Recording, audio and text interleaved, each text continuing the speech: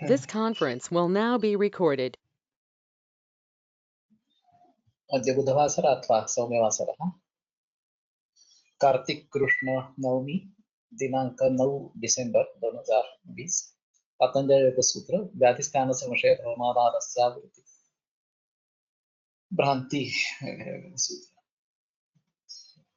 मूकं करोति वाचालं पंगुं नंदयते गिरिं यत्कृपातमहं वन्दे परमानन्दमाधवम् अपि स्वशक्त्या तपसि प्रवर्तते शरीरमाद्यं खलु धर्मसाधनम् कनिष्ठिकाधिष्ठितकालिदासो यदुक्तवान् तत् अहमत्र वक्ष्ये उद्दिष्टमायुर्वेदस्य स्वस्थस्य स्वास्थ्यरक्षणम् आतुरे रोगमुक्तिश्च द्वयमेतत् प्रयुज्यते योगशास्त्रे धुना किन्तु न तस्य प्रयोजनम् द्वयोर्मोक्षप्राप्तिः स्यात् योगो मोक्षप्रवर्तकः स्वास्थ्यं च रोगमुक्तिश्च मोक्षप्राप्तिस्तथैव च सम्यक् अध्ययनेनैव आयुर्योगस्य तद्भवेत्।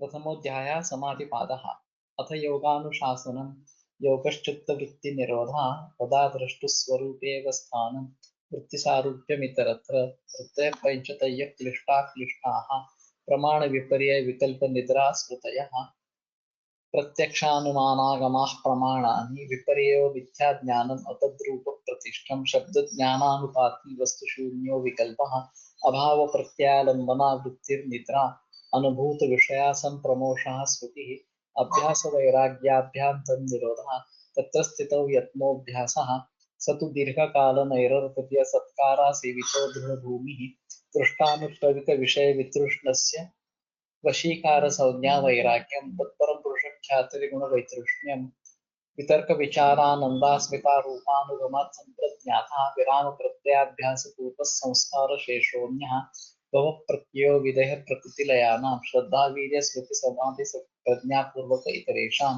तीव्रसंवेगानाम् आसन्नः मृदमध्यातिमात्रत्वात् ततोऽपि विशेषः ईश्वरप्रणिधानाद्वा क्लेशकर्म विपाकाशयैरपरामृष्टः पुरुषविशेष ईश्वरः तत्र निरतिशयं सार्वज्ञबीजं स पूर्वेषामपि गुरुः कालेनानवच्छेदात् तस्य वाचकः प्रणवः तदर्थभावनं ततः प्रत्यक्केतनादिगमोऽप्यन्तरायाभावश्च व्याधिस्त्यान संशय प्रमादालस्याविरतिभ्रान्तिदर्शनालब्धभूमिकत्वानवस्थितत्वानि चित्तविक्षेपास्ते अन्तरायाः दुःखदौर्बलस्य अङ्गमे जयत्व श्वास प्रश्वासा विक्षेपः सह भुवः तत्प्रतिषेधार्थम् एकतत्वाभ्यासः मैत्री करुणामुदितोपेक्षाणां सुखदुःख पुण्यापुण्यविषयाणां भावनातश्चित्तप्रसादनं प्रच्छर्दन विधारणाभ्यां वा प्राणस्य विषयवती वा प्रवृत्तिरुत्पन्ना मनसस्थितिनिबन्धिनी विशोका वा ज्योतिष्मती वीतरागविषयं वा चित्तं स्वप्ननिद्राज्ञानालम्बनं वा तथा विमतज्ञानाद्वा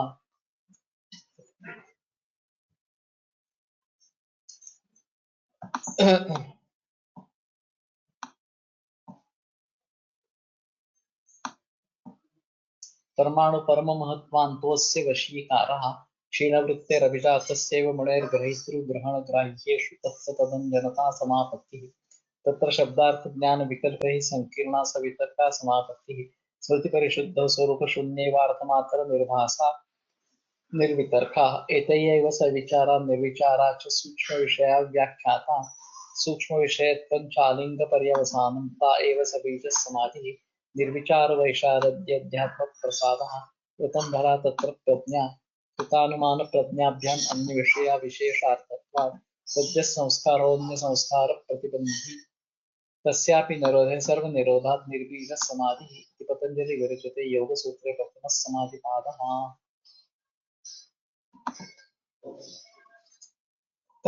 व्याधिस्थान संशय प्रमादालस्याविरति भ्रांति दर्शनालब्धभूमिकत्व अनवस्थितत्वानि चित्तविक्षेपास्ते अन्तरायाः ततः प्रत्यक्केतना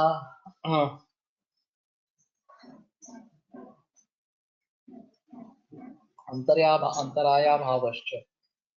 तो पहले सूत्र में अंतराया भाव इस प्रकार सा होता है जो शुरुआत उसकी जो है ईश्वर प्रणिधानाद्वा इस प्रकार से होती है। और फिर ईश्वर किस प्रकार का है, तत्र निर्दिशम सार्वज्ञ बीजम वगैरह वगैरह कहते हुए, और तस्य वाचकः प्रणवः, उसका वाचक जो है वो प्रणव है, ओंकार। तज्जपः तदर्थ भावनम, और ओंकार का जब उसके अर्थ की भावना करना इस प्रकार का है। ततः प्रत्येक केतनाभिगमो व्यंतराया भावश्य, फिर उससे ये जो आत्मा की अनुभूति होना और जो अंतराय है वो नहीं होता है, अंतराया भाव इस प्रकार का होता है। तो ये अंतराय विघ्न है विभिन्न प्रकार के। तो कौन कौन से विघ्न है, तो व्याधि स्थान वगैरह वगैरह, ये सब विघ्न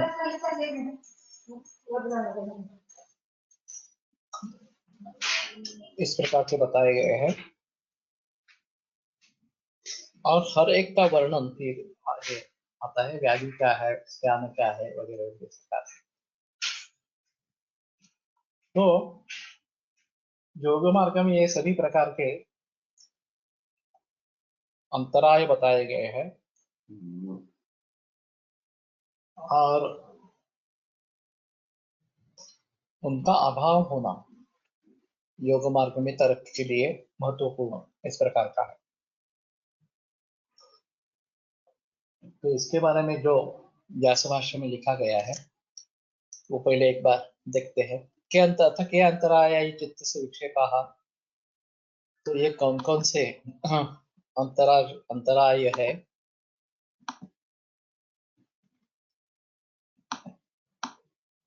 पुनस्ते कियंतो वा इति, और वो कितने हैं।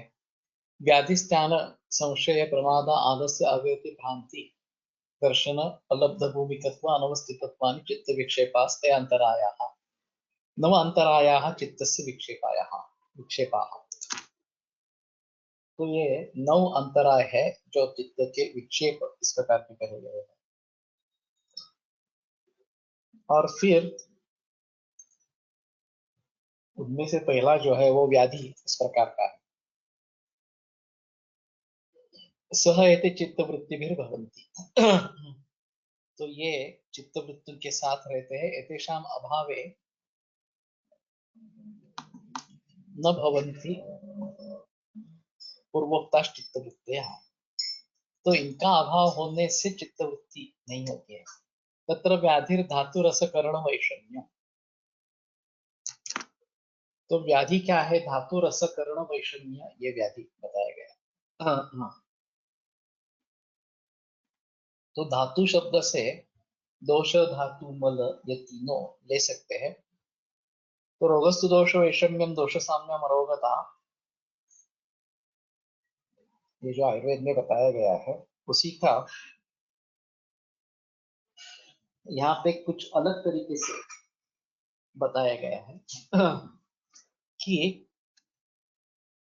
धातु एवं रस और कर्ण इन प्रकार का वैषम्य, इनका वैषम्य ये व्याधि है। तो रस के बारे में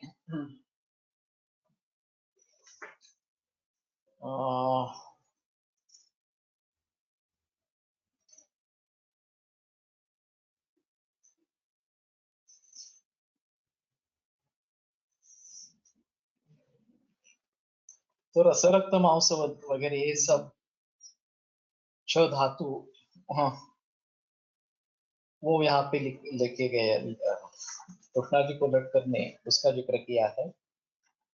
और धातु शब्द से वात पित्त कफ, हाँ, इनको ले लिया है। तो ये मालूम नहीं है व्यास भाष्य में धातु कर्ण वैषम्यम और धातु रस कर्ण वैषम्यम, कर्ण जो है वो इंद्रिय है, ज्ञानेन्द्रिय और पंच कर्मेंद्रिय, उनके बारे में जो वैषम्य इस प्रकार का रहेगा वो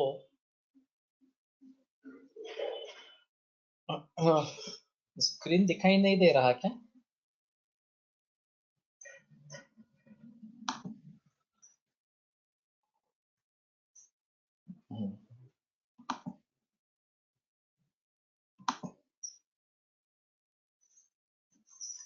Waiting for people to see your screen.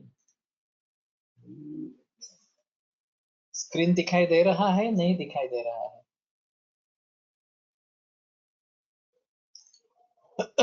हाँ हाँ, सुन रहे हैं ना?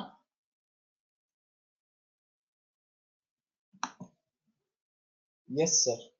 यहाँ क्यों नहीं दिखा रहे हैं?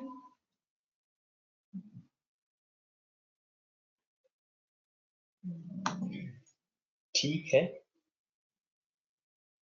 हाँ, यस सर।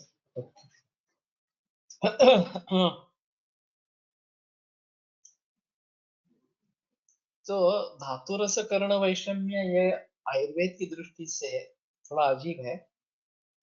हमारे हिसाब में दोष धातु मल वैषम्य इस प्रकार का कह सकते थे, या विकार धातु वैषम्य, धातुओं का वैषम्य, इतना ही लिखते थे तो भी ठीक था।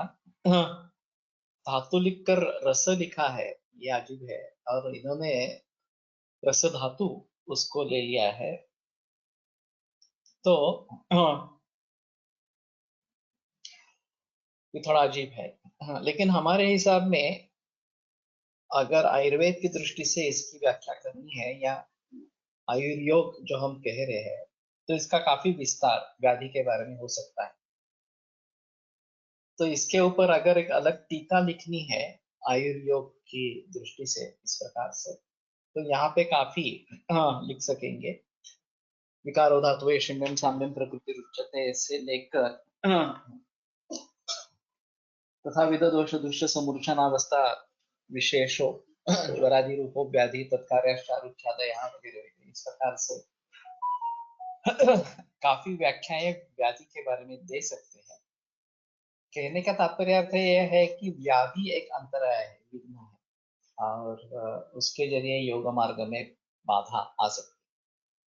तो अभिस्वशक्त्या तपसि प्रवर्त से ये जो शंकर ने पार्वती से पूछा, शरीर माध्यम खलु धर्म साधन, शरीर ये ही धर्म का पहला साधन इस प्रकार का है, वो इसी हिसाब से पूछा है कि अगर हम अपनी शारीरिक क्षमता को समझकर काम कर रहे हैं तो ही ठीक रहेगा, नहीं तो व्याधि आ जाएगा, और व्याधि होने पर ये बड़ा अंतराय इस प्रकार का होगा कि हम आगे काम नहीं कर पाएंगे, योग मार्ग पर चल नहीं पाएंगे। स्थानम अकर्मण्यता चित्तस्य, स्थान जो है वो अकर्मण्यता इस प्रकार की है चित्त की। तो सत्व गुण का अगर उद्रेक इस प्रकार का होता है तो ज्ञान ग्रहण इस प्रकार का होता है। रजोगुण का उद्रेक इस प्रकार से होता है, वो सबसे ताकतवर बन जाता है, तो कर्म अच्छा इस प्रकार का होता है। लेकिन अगर तमोगुण का प्रभाव बढ़ जाता है तो चित्त स्त्यान हो जाता है, एक जगह चिपक जाता है, और फिर कार्य प्रवृत्त नहीं होता, तो उसकी अकर्मण्यता इस प्रकार की हो जाती है, और फिर आगे हम कुछ नहीं कर पाएंगे इस प्रकार। संशय उभय कोटि ही कोटिस्कृत विज्ञानम स्यादिदम एवं न एवं स्यात् इति। तो संशय क्या है? उभय कोटिस्कृत विज्ञानम, दोनों कोटियों को स्पर्श करने वाला इस प्रकार का विज्ञान। स्यादिदम एवं न एवं स्यादिति, ये इस प्रकार से होगा, ये इस प्रकार से नहीं होगा। ये जो हैमलेट नाटक है, टू डू और not to do, something like, Shakespeare का प्रख्यात, कि मुझे क्या करना है क्या नहीं करना है, इस उलझन में अगर हम रहेंगे और संशय रहेगा कि ये करूँ तो ये होगा, वो करूँ तो वो होगा, दोनों से हानि होगी, तो मैं ये करूँ या वो करूँ इस प्रकार से,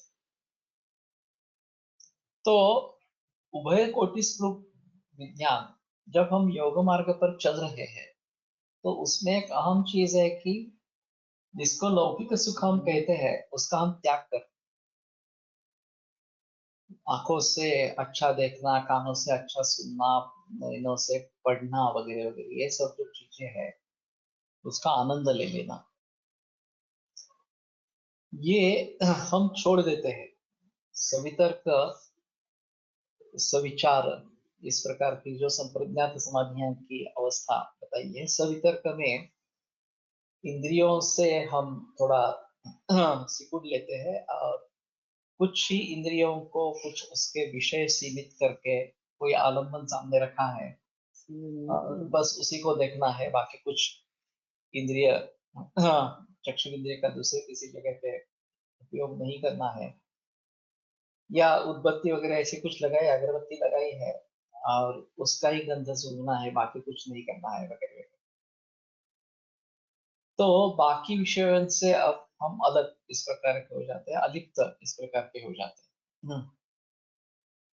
और उसके आगे विचार, सविचार संप्रज्ञात समाधि, इसमें तो ये आलम्बन मन में रहेगा, सामने भी नहीं रहेगा।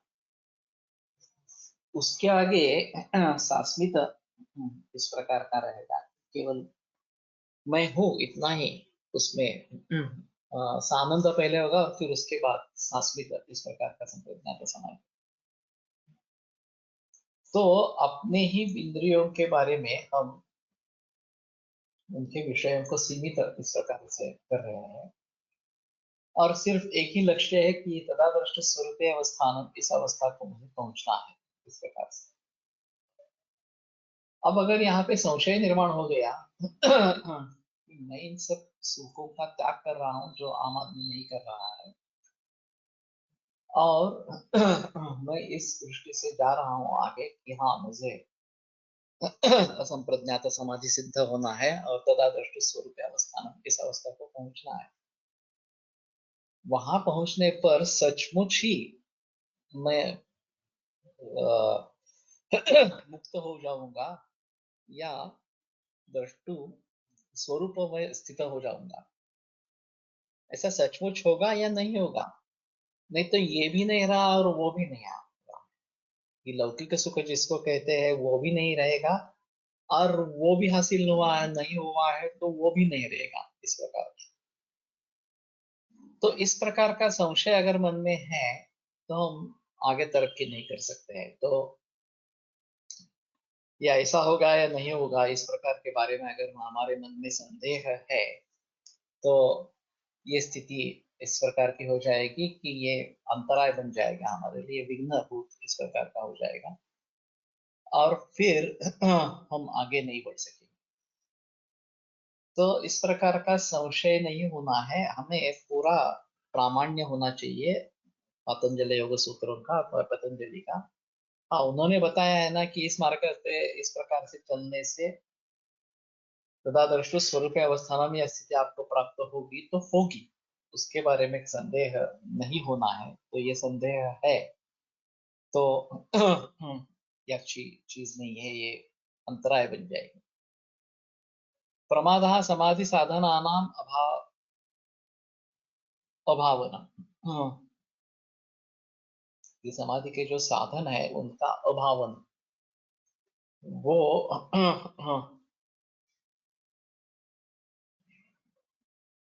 उनका अवलंब नहीं करना, उसके मार्ग से च्युत इस प्रकार का हो जाना।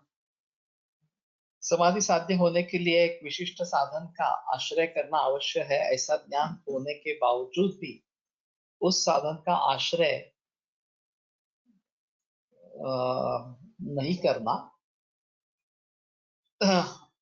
और उस तरफ प्रवृत्ति नहीं होना, यह प्रमाद है। तो ये काफी दिलचस्प इस प्रकार की बात है। जैसे प्रज्ञापराध में समझते हैं कि ये बराबर नहीं है इस प्रकार से, दृष्टिभ्रंश इसको कहते हैं कि हाँ मुझे पता है कि स्मोकिंग करना अच्छा नहीं है, दारू पीना अच्छा नहीं है वगैरह वगैरह, फिर भी जब वो चीज सामने आती है तो मेरे मन पर कंट्रोल नहीं रहता और फिर वो मैं कर लेता हूँ। तो ये प्रमाद ही है, इस प्रकार से जानते बूझते हुए भी अगर हम उस चीज को कर रहे हैं तो निश्चय से ये समझ लेना है कि ये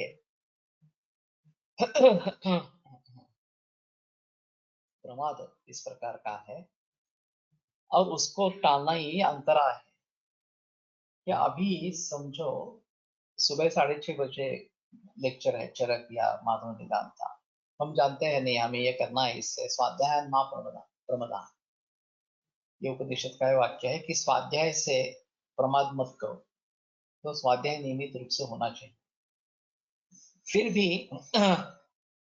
ठीक है, एक दिन नहीं गए तो क्या हुआ, इस प्रकार से अगर करेंगे और कोई अच्छा खासा कारण नहीं है फिर भी अगर बंद करते हैं, लेक्चर सुनते नहीं है, तो ये प्रमाद इस प्रकार का। तो नियमित रूप से अभ्यास करना यह हमारे लिए आवश्यक है। अगर हम उस प्रकार से नहीं कर रहे हैं तो ये एक प्रमाद इस प्रकार का हो जाएगा और वही अंतराय इस प्रकार का है। आलस्यम कायस्य चित्तस्य च गुरुत्वात् अप्रवृत्ति। स्थानत्व जो बताया गया था वो केवल चित्त के बारे में स्थानत्व बताया गया था कि चित्त अकर्मण्य हो जाता है, कुछ कर्म नहीं करता। आलस्य में शरीर और चित्त दोनों गुरु हो जाते हैं और दोनों गुरु होने के कारण दोनों काम नहीं करते। तो वहां ध्यान, इसमें शरीर शायद काम करने के लिए सक्षम है और काम करना चाहता है, लेकिन मन काम करना नहीं चाहता है और मन नहीं काम करता है तो भी काम नहीं होगा। यहाँ तो दोनों भी काम नहीं करना चाहते हैं कि हाँ बस पड़े रहेंगे, बस बाकी क्या करने का है। हमें आज ये सीखना ही नहीं है इस प्रकार से। तो ये आलस्य ये बड़ा शत्रु इस प्रकार का है, बड़ा अंतराय इस प्रकार का है और ये भी काफी मार्गों पर दिखाई देता है। वैसे देखा जाए तो ये योग मार्ग के लिए ये अंतराय है, लेकिन ये सभी मार्गों के लिए अंतराय है। सिर्फ योग मार्ग के लिए ही अंतराय है ऐसा नहीं है कि दूसरा भी कोई काम हम करना चाहते हैं, चाहे कोई उपजीविका का साधन हो, चाहे कोई पढ़ना लिखना वगैरह इस प्रकार का हो, जो भी हम करना चाहते हैं उसमें ये सब विघ्न रूप या अंतराय रूप इस प्रकार के हो जाते हैं और फिर हम वो काम नहीं कर पाते हैं। तो इसमें योग मार्ग में भी इस प्रकार का नहीं करना है। सतत विषयाचे चिंतन केल्यानेच ज्ञानत्व येते का, ऐसा तो नहीं कह सकते। अगर अतियोग हो जाता है चिंतन का तो मन थक जाता है, ये पॉसिबल है। और फिर ठीक है यहीं पे रुकेंगे और कुछ नहीं करेंगे वगैरह वगैरह, इस प्रकार की अकर्मण्यता इसमें प्राप्त हो जाएगी। लेकिन उत्साह ये जो एक लक्षण वायु का बताया गया है वो अगर नहीं है काय हाँ तो मतलब दूसरा बरोमा बैंगलोर वो मतलब बैंगलोर तो अति चिंतन ये जो है ये स्थानत्व का कारण हो सकेगा, लेकिन वही कारण रहेगा ऐसा भी नहीं बता सकते कि दूसरे कारणों से भी स्थानत्व इस प्रकार का आ जाएगा और चित्त जो है वो कर्म में नहीं जुड़ा रहेगा, ये एक थोड़ा सा हो सकता है। अविरति ही चित्तस्य विषय संप्रयोगात् संप्रयोगात् मगर्धः, कुछ गड़बड़ है।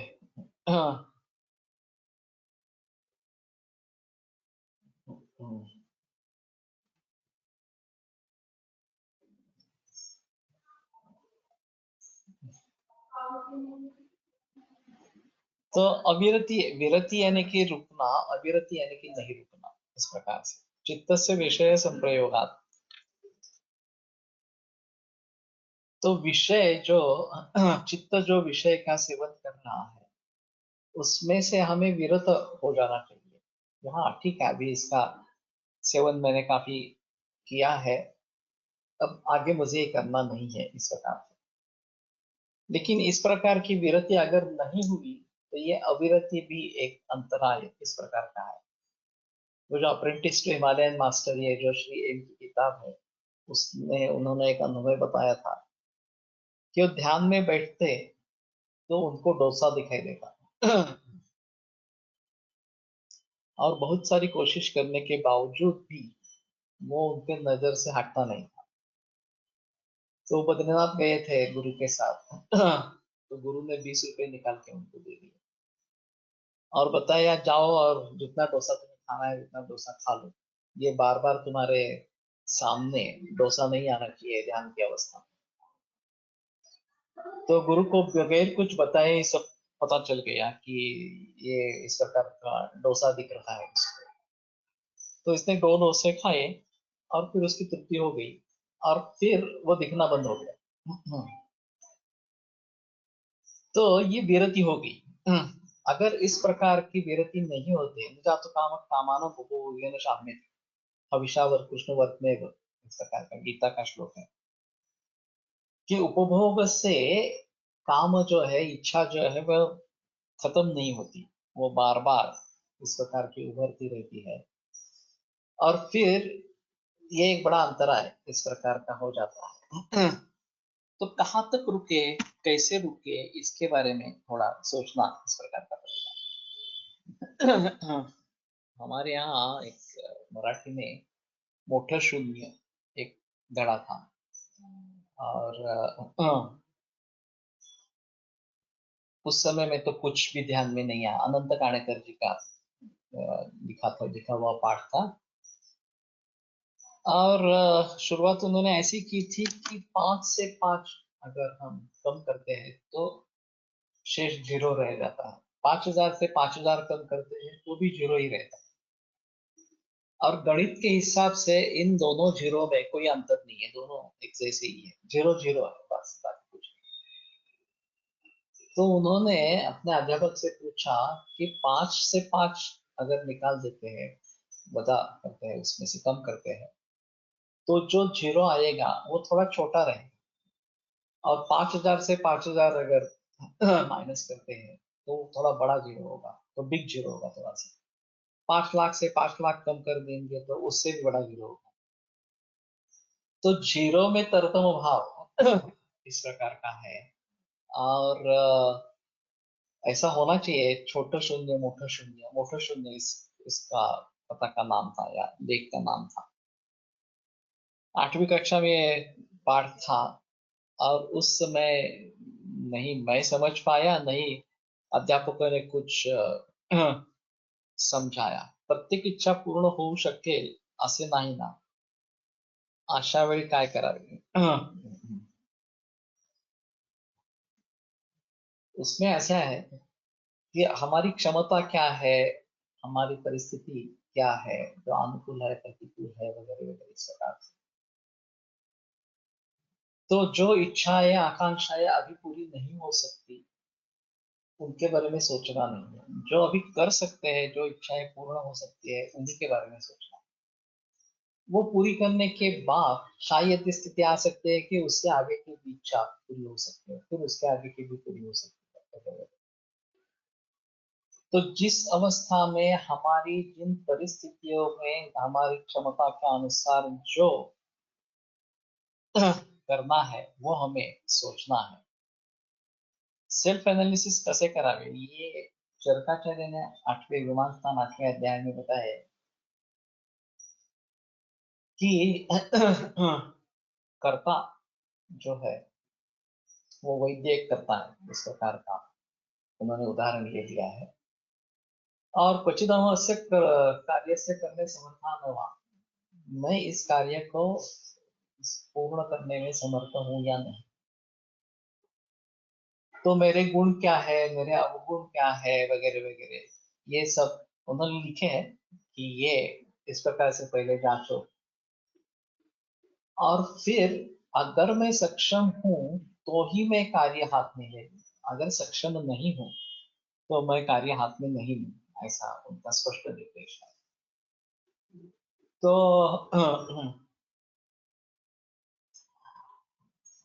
नीति शतक में भी भर्तृहरि का एक श्लोक है,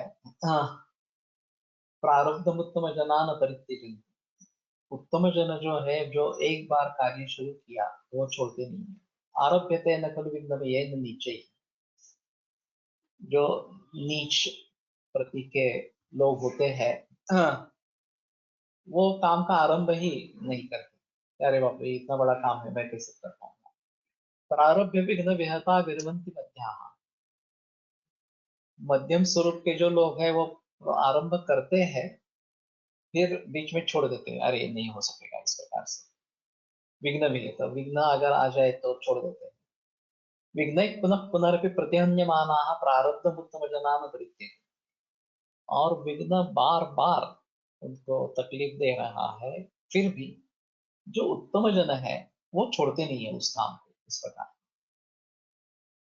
तो ये नीच, मध्यम और उत्तम, इन तीन प्रकार के लोगों के हिसाब से ये पंक्ति लिखी गई है या ये श्लोक लिखा गया है। लेकिन इनका कहना, चरकाचार्य का जो कहना है कि पहले खुद की परीक्षा करो, क्वचिद हम अस्य कार्य से निर्वर्तने समर्थान नवाय। मैं इस कार्य को निभाने के लिए समर्थ हूं या नहीं। उन्होंने उसके बारे में, गुण वगैरह के बारे में बताया है कि कौन से गुण मुझ में होने चाहिए, वो है क्या, कौन से दोष नहीं होने चाहिए, वो मेरे है क्या, मुझ में है क्या। और अगर ऐसी स्थिति है तो मैं कार्य हाथ में ही नहीं। अगर हम इस प्रकार के सोच सकते हैं, हाँ ठीक है ये दोष है, लेकिन इन दोषों का परिहार मैं इस तरीके से कर सकता हूँ, तो ठीक है, उस तरीके से वो दोषों का परिहार हो जाए तो फिर मैं काम करने के लिए सक्षम इस प्रकार का रहूंगा। तो कोई भी बड़ा कार्य जब आरंभ करना है तो भी इन सभी बातों को ध्यान में रखना है। एक अजीब तरीका या अजीब स्थिति दिखाई देती है, वो ऐसी है कि अभी बहुत सारे रिसर्च चलते रहते हैं, बहुत सारी जगह पे चलते रहते हैं, और फिर साधन होते हैं वहाँ, बड़ी तनख्वाह दी जाती है, अच्छी लेबोरेटरी वगैरह होती है, और फिर भी जिस क्वालिटी का रिसर्च चाहिए वो नहीं होता, क्योंकि संशोधकों की उसमें लगन ही नहीं होती। मुझे ये काम किसी भी हालत में पूरा करना है, ये लगन ही नहीं होती। दूसरी जगह तनख्वाह अच्छी नहीं है, साधन सामग्री अच्छी नहीं है, प्रोत्साहन किसी भी की चीज का नहीं है, और बहुत सारे विघ्न हैं। ये सब होने के बावजूद भी अच्छा काम है। जो बड़े बड़े इस प्रकार के संशोधन किए गए हैं, वो बहुत कम साधनों से किए गए हैं और बहुत विपरीत परिस्थिति में किए गए हैं। तो उनको ये करना ही था, इसलिए उन्होंने किया। हमारे त्रिस्कंद कोश के बारे में बात कहेंगे तो कोलटकर सर की कल्पना थी, यूजीसी से एक 2 लाख का डेवलपमेंट अनुदान इस प्रकार का मिला था, और उसमें ये प्रोजेक्ट लिया गया, और बाद में पता चला कि अरे बाप रे, ये तो बहुत ही बड़ा प्रोजेक्ट है और ये 2 लाख में तो कुछ होने वाला नहीं। तो हमने यूजीसी को फिर से अप्रोच किया कि मेजर रिसर्च प्रोजेक्ट के लिए हमें ग्रांट दे दो। तो विस्मरण आवश्यक आहे पण ते सुद्धा कठीण आहे। अनावश्यक बाबींचे विस्मरण आवश्यक आहे। ये शायद अभ्यास का ही विषय है कि जितना हमारा अभ्यास बढ़ेगा हम उसके बारे में कर सकेंगे। तो फिर हमने यूजीसी को लिखा, तो यूजीसी ने उत्तर दे दिया कि एक्चुअली आयुर्वेद हमारे परव्यू में है ही नहीं, उसके लिए CCRS स्वतंत्र संस्था है, तो आप CCRS को अप्रोच करो। तो हमने CCRS को लिखा। CCRS ने एक पंक्ति में लिख दिया कि हमारे पास फंड्स नहीं है। तो वास्तव में सही नहीं है, उनके पास बहुत फंड्स है और वह कैसे खर्च करेंगे ये भी एक बड़ी मुसीबत है उनके पास। फिर भी जब कोई अच्छे काम के लिए पैसे मांग रहा है तो वो नहीं होता है इस प्रकार से। तो उन्होंने लिख दिया कि हमारे पास पैसे नहीं है। तो बड़ी नौबत आ गई कि आगे काम चलाएंगे कैसे। संयोग से सुधाकर राव नाईक उस समय में मुख्यमंत्री थे। और वो एक कन्वोकेशन के लिए आए थे, तो उन्होंने एक किसी प्रोजेक्ट के लिए 5 लाख का ऐलान कर दिया। और उसमें से 2.5 लाख आ भी गए। अब विद्यापीठ के पास कोई प्रस्ताव नहीं था, क्या करेंगे इस प्रकार से। तो फिर विद्यापीठ ने सोच लिया कि ठीक है, त्रिस्कंद कोश को यह अनुदान दे देते, ये जो प्रोजेक्ट के लिए आए हैं ये दे देते हैं, तो हमें कुछ योगदान उस तरीके से मिल गया। उसमें से लक्षण कोश पूरा हो गया। फिर उसको बताइए, हेतु कोश भी अभी पूरा करना था, औषध कोश भी पूरा करना था, और उसको चंदा कहाँ से मिलेंगे इस प्रकार से। हमारी रिक्वायरमेंट थी तो बहुत कम थी, 25 लाख रुपए 3 वर्षों में हमें लगते थे, करीबन 8 सवा 8 लाख रुपए एक बरस के लिए, इतनी रिक्वायरमेंट थी। और वहां जामनगर में हर बरस में एड्रेस होता है एक दिन का, और पूरे देश भर से लोगों को बुलाते हैं व्याख्यान देने के लिए, और उसका बजट 27 लाख रुपए उस समय का था, एक दिन का बजट। सभी को एयर फेयर देते थे, कोई आकर एक 15-20 मिनट बोल लेता था, उनका होटल में रहना ये सब खर्चा किया जाता था, और उसके लिए 27 लाख रुपए खर्च होते थे। और अभी भी सिलसिला चला, अभी कुछ बढ़ गया होगा। तो जिसका कुछ भी रिजल्ट नहीं है, इसके लिए 27 लाख रुपए हर बरस खर्च होते हैं। और हमारा 3 बरस का प्रोजेक्ट 25 लाख में होने वाला था, उसमें हमें पैसा नहीं मिल रहा था। तो ये काफी दिक्कत इस प्रकार की होगी, और ये प्रोजेक्ट कैसे आगे चलाएंगे ये बड़ी बात हुई। तो फिर हमारे यहाँ प्रस्ताव पारित हो गया कि इसके लिए फंड्स नहीं है, तो ये प्रोजेक्ट बंद कर। दक्षिण कोष का काम पूरा हुआ था, लेकिन हेतु कोष और औषध कोष फिर भी आगे थे। उसमें एक मुझे मौका मिला कि आयुष डिपार्टमेंट नया इस्टेब्लिश हो गया, और शांता शास्त्री करके एक सचिव वहां पे नियुक्त हो गई, और अनकरप्टेड लेडी थी और संस्कृत की जानकार थी।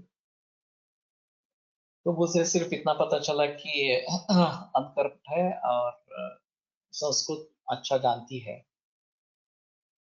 तो मैंने उनसे मुलाकात की। उन्होंने सब प्रोजेक्ट सुन लिया और बताया कि प्रोजेक्ट अच्छा है, लेकिन मेरे पास कुछ भी फंड्स नहीं है, डिपार्टमेंट बिल्कुल नया है, तो मैं नहीं कुछ कर पाऊंगा। तो मैं खाली हाथ लौट आया दिल्ली से। फिर फरवरी में ये प्रस्ताव पारित हो गया कि फंड्स नहीं है तो प्रोजेक्ट बंद करना चाहिए। एक हमारी मीरा मेहता करके एक स्टूडेंट थी, हमें लंदन आयंगार की स्टूडेंट थी वास्तव में, हमारे यहाँ उसने इंट्रोडक्शन टू आयुर्वेद कोर्स किया था, और फिर हमारे अच्छे संबंध बने। तो पुणे किसी काम के लिए आई थी और मुझे मिलने के लिए आई। तो मैंने ऐसे ही बता दिया कि ये प्रोजेक्ट बंद होने वाला है। तो बड़ी चौंक गई, बड़ी क्रोधित हुई। मतलब पैसे नहीं है तो इतना अच्छा प्रोजेक्ट तुम बंद कैसे कर रहे हो? पैसे नहीं है तो पैसे कमाने हैं। अगर आप नहीं कर सकते हैं तो मैं पैसे मिलवा के दूंगी, मैं विदेशों से पैसे लाऊंगी, उससे फंड लाऊंगी। तो उसकी बातों को सुनकर मुझे ऐसा लगा कि ये बहुत सच्चे दिल से बात कर रही है। तो उसने कहा कि आपने फंड रेजिंग अपील कुछ किया है क्या? मैंने नहीं, कुछ भी नहीं किया है। तो बोले कि पहले ऐसा करते हैं, ये फंड रेजिंग अपील करते हैं। और वो और उसके एक ऑस्ट्रेलियन सहेली, उन दोनों ने एक दिन पूरा बैठकर एक लीफलेट बनाया और उसने एक फंड रेजिंग टी पार्टी आयोजित किया इंडियन इंस्टीट्यूट, और उसका नाम ही फंड रेजिंग टी पार्टी इस प्रकार का था। तो मैंने हमारे जो कुलगुरु थी अत्यंता हिराड ने, उनसे जिक्र किया कि आप उसमें आ जाइए, मैं तो जाने वाला हूँ लेकिन आप भी आइए। तो वो भी मेरे साथ आई, तो वो भी प्रभावित हुई। तो उन्होंने चंदा इकट्ठा किया और इसका प्रिंटिंग करवाया। ये जो फंड रेजिंग के लिए अपील किया था उसका प्रिंटिंग करवाया तो फिर अजंता प्रभावित रही, तो उन्होंने कहा कि तुम ऐसा करो, क्योंकि ये तुम दिनों ने कार्यकारिणी में हो गया है, तो अभी मैं नहीं कर सकती कुछ, तुम कार्यकारिणी में आ जाओ। तो हम दोनों कार्यकारिणी में घुस गए। फिर उसने ऐलान किया कि नहीं, मैं कोशिश करूंगी, ये बहुत अच्छा प्रोजेक्ट है और चालू रहना चाहिए इसके पास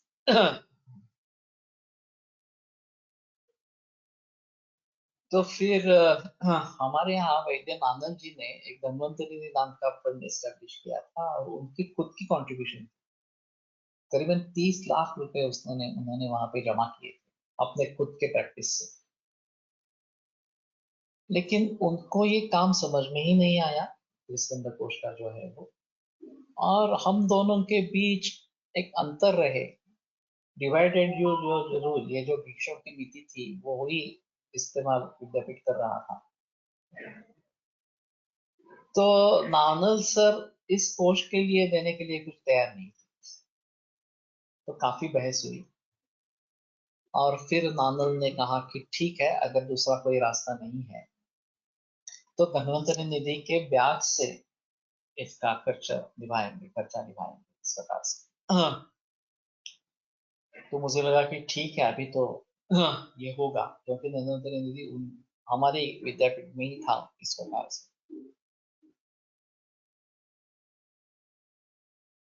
बात 45,000, और धन्वंतरी निधि का ब्याज जो आता था वो 2,10,000 था। तो उसमें फिर भी 35,000 का डिफिसिट था।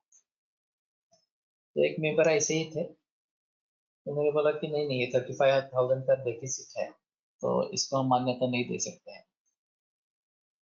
तो मैंने उसे जिक्र किया कि गत साल हमने 1 लाख रुपए हमारे कोर्सेज से विद्यापीठ को दिए हैं, वो आपके ऑडिट में है, आप देखो एक बार, इस बरस भी होगा इसी प्रकार से। माने नहीं, बोले नहीं नहीं, पिछले बरस में हुआ इसलिए इस बरस में भी होगा, ऐसा हम नहीं मान सकते इस प्रकार से। तो मैंने कहा ठीक है 35,000 मेरी तनख्वाह से कट कर रहा हूँ और उसमें डाल दो, तो प्रोजेक्ट एक बरस के लिए चलेगा। इतना कहने पर फिर बाकी लोगों ने थोड़ा अनुरोध किया और बोले ठीक है, 6 महीने के लिए जीवदान दे देते हैं इस प्रोजेक्ट में। 2,10,000 में 6 महीने का तो हो जाएगा। और फिर तब तक मेरा मेहता का क्या होता है वो देखेंगे। अगर वो चंदा इकट्ठा करके ला सकती है तो आगे चलेगा, नहीं चलेगा तो देखेंगे। तो फिर ये मान्य हो गया और उसको 6 महीने का जीवन दान मिल गया। फिर उसके बाद में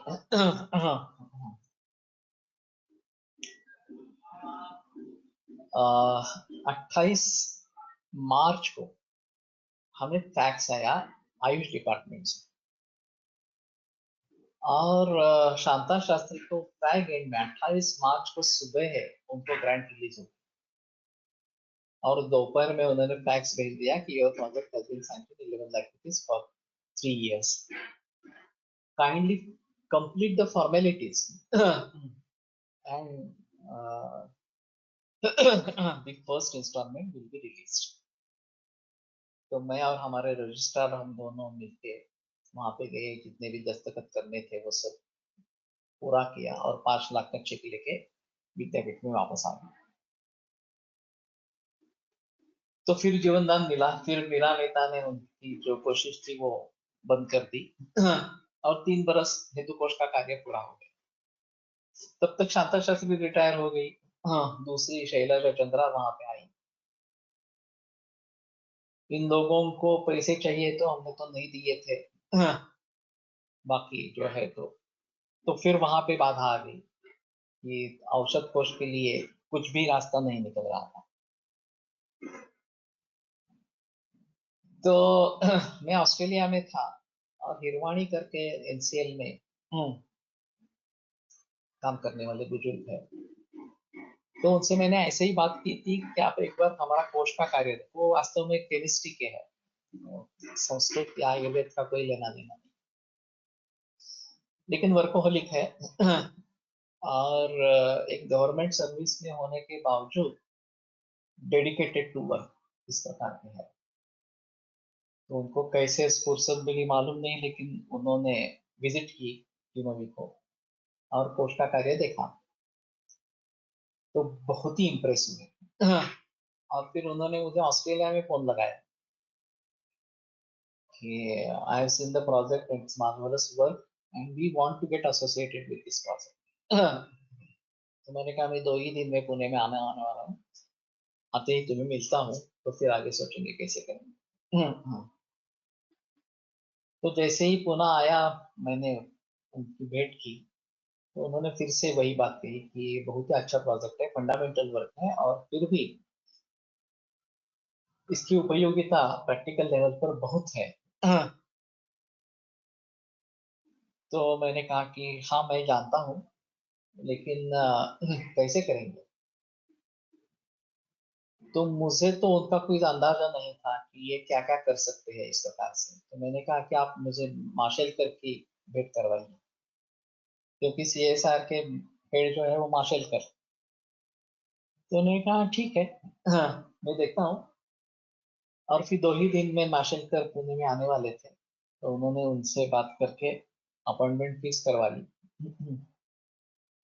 फिर मार्शल कर जी से मिले, मार्शल कर जी ने भी इसी प्रशंसा की इस प्रोजेक्ट की, और बोले एक्चुअली सीसीआरएस को इसको फंडिंग करना चाहिए, लेकिन वो नहीं करते हैं, मुझे भी मालूम है, फिर भी कोशिश करते हैं, मैं पहले बात कर लेता हूँ। तो 2 महीने के बाद उन्होंने बताया कि नहीं, सीसीआरएस तो नहीं होगा, तो हम ही फंडिंग करेंगे। सिर्फ ये आयुर्वेद का प्रोजेक्ट, सीएसआर बेसिकली केमिस्ट्री वगैरह के बारे में संशोधन करने वाली संस्था, तो ये कैसे करेंगे। तो इन्होंने ये आयुत निदान, आयुत उपचार हम जो करने वाले थे, ये डिजिटल उस प्रकार की वर्जन्स है, उसके लिए सीसीआरएस फंड कर सकती है, ऐसा कुछ उसमें से मार्ग निकाला। और फिर औषध कोष 3 बरस के लिए पहले सीएसआईआर से सैंक्शन हो गया। उस बीच मार्शल भी रिटायर हो गए, लेकिन उनको फिर से नियुक्त किया गया 2 बरस के लिए। और तो वो जब वहीं पे थे, तो दूसरा भी 3 बरस का हो गया, और ये पूरा प्रोजेक्ट पूरा हो गया, स्कंद कोश का प्रोजेक्ट पूरा हो गया। तो इस मार्ग में बहुत सारे घटनाएं ऐसी है जो बहुत कटु है। और कई बार मैंने ये छोड़ने का विचार किया स्कंद कोश। मैं अगर उसी समय प्रैक्टिस में लग जाता, तो प्रैक्टिस में तो मेरी तरक्की होनी ही थी। सारे उपसंपादक बदल गए, सभी ने ये छोड़कर प्रैक्टिस आरंभ की, और वो भली भांति प्रैक्टिस कर रहे थे। मैं सिर्फ इसलिए रहा कि कोडटकर जी को मैंने वचन दिया इस प्रकार के, उनका कार्य है, मेरे गुरु का कार्य है, और मुझे पूरा करना ही है। तो इसी विचार से मैं वहां पे टिका रहा। और फिर ये कार्य पूरा हो गया। फिर मैंने तुरंत वहां से इस्तीफा दे दिया और प्रैक्टिस में घुस गया। तो कहने का मतलब ये है कि इस प्रकार के प्रत्यवाय बहुत सारे आते रहते हैं, और जो काम करने वाले व्यक्ति है उन्हीं को प्रत्यवाय आते हैं। जो काम ही नहीं करता उसको कोई प्रत्यवाय होने का संभव ही नहीं। तो इसका ये मतलब नहीं है कि काम ही कुछ न करे। हाँ, काम तो करना ही है इस प्रकार से। लेकिन ये अंतराय इस प्रकार के आते रहते हैं, जो काम करने वाले व्यक्ति है उसी के रास्ते में ये प्रत्यवाय आते रहते हैं। और अगर हमारा निश्चय पक्का है, दृढ़ है, तो हम उन सभी को पार करके काम कर लेते, काम पूरा कर लेते। तो ये बात इसमें अहम है। अगर हम योग मार्ग पर चल रहे हैं तो उसमें भी इस प्रकार के अंतराय आते रहेंगे।